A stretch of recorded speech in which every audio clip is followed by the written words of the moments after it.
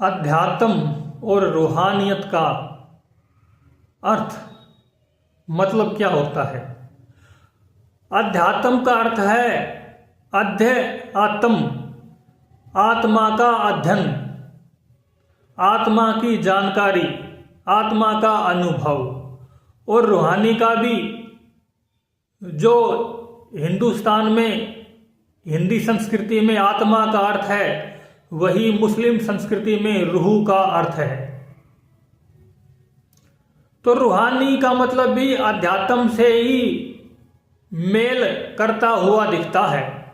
दोनों का एक जैसा ही अर्थ है। जो अध्यात्म है वही रूहानी है, वही इंग्लिश में स्पिरिचुअल है। इंग्लिश में जो स्पिरिट शब्द बना है उसी से स्पिरिचुअल बना है, और स्पिरिट का अर्थ होता है अनुभव और आत्मा। जो महसूस करने वाला है, जो अनुभव करने वाला है, वही आत्म तत्व, वही रूह, वही स्पिरिट।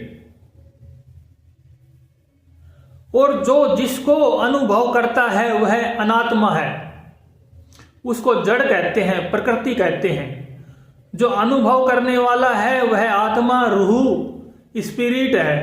और जो अनुभव होता है वह सब कुछ जड़ प्रकृति है। ये शरीर भी जड़ प्रकृति है, ये मन भी जड़ प्रकृति है, ये बुद्धि भी जड़ प्रकृति है। जहां तक पदार्थ और विचार हैं वहां तक जड़ प्रकृति है। चेतन तो वह केंद्रीय सत्ता है जो सबको महसूस करती है, जिसको महसूस होता है। और जब तक वो जड़ प्रकृति को महसूस करती है तब तक वो जड़ प्रकृति से बंधी रहती है।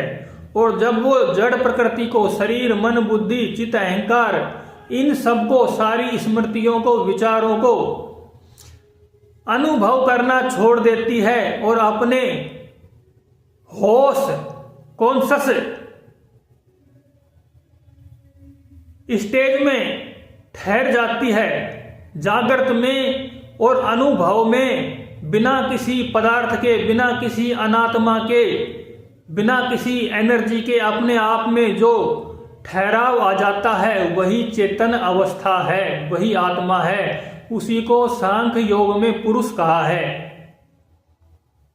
तो जड़ प्रकृति और चेतन, जो पुरुष है, आत्मा है, स्पिरिट है, रूह है, वह चेतन है। बाकी सब कुछ महसूस होता है वह जड़ प्रकृति है।